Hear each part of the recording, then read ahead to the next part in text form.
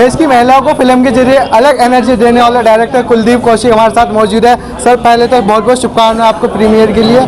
Sir क्या लगता है 47 डिग्री सेल्सियस में इतनी अच्छी शूटिंग को अंजाम देना कितना चुनौतीपूर्ण रहा? देखिए, जब हमारे सैनिक 50 डिग्री 45 डिग्री में जाके युद्ध के मैदान में लड़ते हैं तो मेरे लिए सिनेमा बनाना भी किसी युद्ध से कम नहीं है।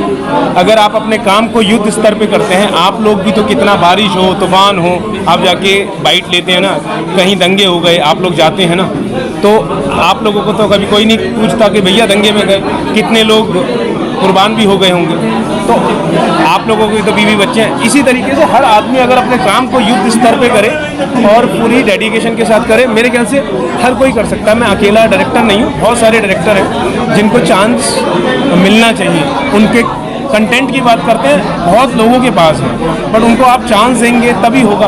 आप सोचते हैं कि नए स्टार कास्ट हैं, अब मेरे को भी बहुत सारे लोगों ने बोला कि तू इतने सालों से इंडस्ट्री में है, स्टार के पास जा। बात स्टार की या उसकी नहीं है, मेरे लिए एक्टर इम्पोर्टेंट है। स्टार तो ठीक है, मैंने बोला भी था, स्टार को तो स्टार्स बनाते हैं।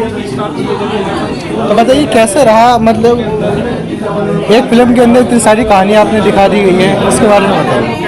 हाँ, ये कहानियाँ इसलिए दिखा पाया कि तो 10-12 सालों से मैं देख रहा था आसपास चीज़ें क्या गुजर रही थी, दोस्तों से मिलता था, कहानियाँ घटती थी, और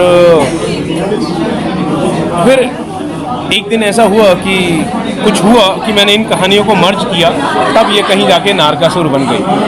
प्रोफेशनल एक्टर्स नहीं है, सारी जो आपकी छात्र है उनको पर्दे पर उतारने के लिए कितनी मेहनत करनी पड़ती है? और हाँ, मेरे को एक्चुअली इसकी कास्टिंग के लिए परेशानी हुई, क्योंकि कास्टिंग मेरी एटलीस्ट 1.5 से 2 साल चली थी और मैं पूरे हिंदुस्तान से लेना चाहता था।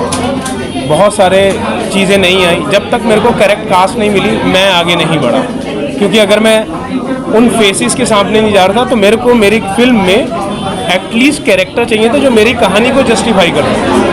ललित जी के कास्टिंग के बारे में बताइए, क्या आपके माइंड में स्टोरी या वक्त था कि ललित जी को कास्ट करना है, कुछ अन्य वजह? नहीं, एक्चुअली ऐसा नहीं था, बट मैंने ललित जी से मेरी बहुत पुरानी दोस्ती है। एक बार मैंने उनको कहानी सुनाई तो उन्होंने कहा कि ठीक है ये मैं कैरेक्टर करूँगा। मैं हैरान था, मैं ये बहुत सारी जगह मना कर देते हैं, एंड उसके बाद रेस्ट इज हिस्ट्री।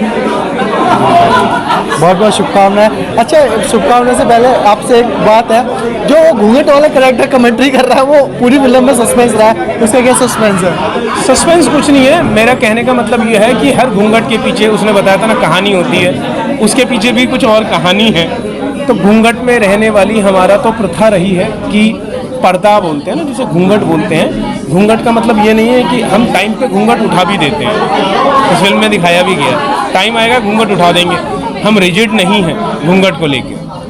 फिल्म में काफ़ी तारीफें की गई हैं, लेकिन जो कबड्डी का मैच है उसकी जो टाइमिंग है उसके लिए काफ़ी मेहनत करनी होगी, उसके बारे में बताइए। हाँ, कबड्डी मेरे लिए एक चैलेंज था, क्योंकि इतनी सारी लड़कियाँ, इनकी स्ट्रेंथ, लड़के 45-47 डिग्री टेम्परेचर, फिर पहले दिन ही एक एक्टर का पैर टूट गया, फिर दूसरे दिन दूसरी का। सो ये सारी चैलेंजेस चलते रहे, बट मेरा फोकस क्लियर था। मैंने ये दिमाग में सोच लिया था ये फिल्म बना के ही हटूँगा उससे पहले। और सबसे बड़ी बात मैं ये कहता हूँ कि ये मेरे द्वारा नहीं हुआ, ये ऊपर वाले ने करवाया है मेरे से, तो मेरे हाथ में नहीं था। तो चाहता था मैं करूं, ये हो गया। तो आपने कहने का मतलब वास्तविक जीवन में भी कान्हा जी ने आपको फिल्म बनाने के लिए 110%, उनके बगैर मैं कर नहीं सकता था।